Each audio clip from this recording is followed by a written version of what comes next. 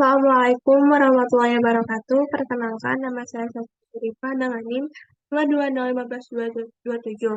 Di sini saya akan memberitahu kepada kalian teknologi baterai untuk keperluan rumah tangga sebagai sarana kebutuhan masyarakat. Nah, sebelumnya saya akan menjelaskan terlebih dahulu apa itu teknologi baterai. Jadi, teknologi baterai adalah sebuah sumber energi yang dapat berubah energinya yang disimpannya menjadi energi listrik yang dapat digunakan seperti perangkat elektronik. Hampir semua perangkat elektronik yang portabel seperti handphone, laptop, dan mainan remote control menggunakan baterai sebagai sumber listriknya. Perangkat elektronik, seperti yang kita tahu, sekarang perangkat elektronik sudah menjadi kebutuhan pokok untuk kehidupan sehari-hari. Akan tetapi, bila kita menggunakannya secara berlebihan, banyak sekali dampak buruknya, yaitu salah satunya terjadinya peningkatan suhu global akibat dari panasnya energi listrik yang terlalu lama digunakan atau penggunaannya melebihi batas. Pemborosan energi listrik juga dapat menyebabkan kemungkinan cuaca ekstrim di suatu wilayah tertentu. Nah, bagaimana nih cara menanggulanginya? Cara menanggulanginya dengan menggunakan proyek saya yang bikin, yaitu mengubah energi tenaga surya menjadi energi listrik. Nah, sekarang kan cuaca sudah tidak menentu, kadang panas, kadang hujan. Nah, bagaimana juga walaupun di musim hujan, tetapi kita masih bisa menggunakan energi listrik. Dengan cara kita menyimpan energi tata surya terlebih dahulu ke dalam baterai, agar kita bisa menggunakannya energi tata surya tersebut di berbagai musim. Nah, yang pertama, seperti yang kita ketahui, negara Indonesia ini negara tropis yang dimana energinya matahari sangat melimpah. Yang kedua, pemerataan energi listrik yang belum merata di setiap daerah, terutama daerah terpencil. Seperti yang kita tahu sekarang, peralatan elektronik sudah menjadi kebutuhan pokok, yang dimana energi listrik itu sangat diperlukan dalam kehidupan sehari-hari. Akan tetapi, pemerataan ini belum terjadi, terutama di daerah terpencil. Yang ketiga, agar kita tidak meningkatkan pemanasan global akibat pemakaian energi listrik yang berlebihan.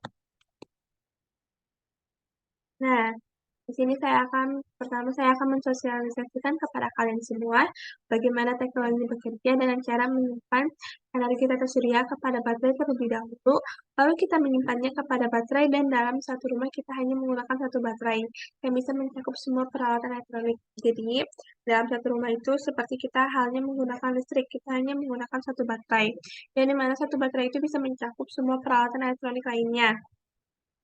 Tidak hanya itu, baterai ini juga bisa dipakai berulang kali. Jadi, teknologi baterai ini tidak hanya satu kali pakai langsung buang karena bisa menyebabkan limbah.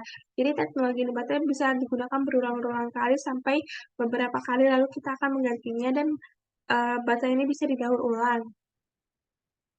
Saya juga akan melakukan pemerataan terutama di daerah terpencil. Dan di sini saya akan berusaha melakukan pemerataan agar semua warga Indonesia dapat menikmati peralatan elektronik secara maksimal.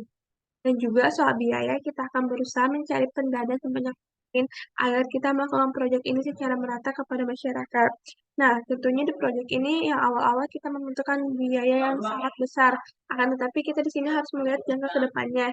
Yang dimana bila kita menggunakan peralatan elektronik lainnya, kita tidak akan membayar tagihan listrik yang melonjak karena kita menggunakan sumber daya alam yang ada.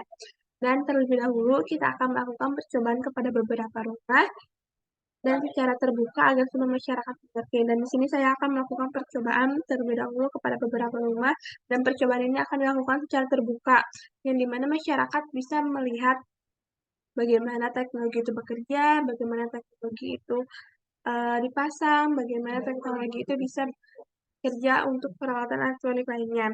Soalnya biasanya masyarakat umum tuh kalau misalkan diberi sosialisasi secara teori saja mereka kurang mengerti, tetapi bila mereka diberikan sosialisasi sambil praktek, insya Allah mereka gampang mengerti.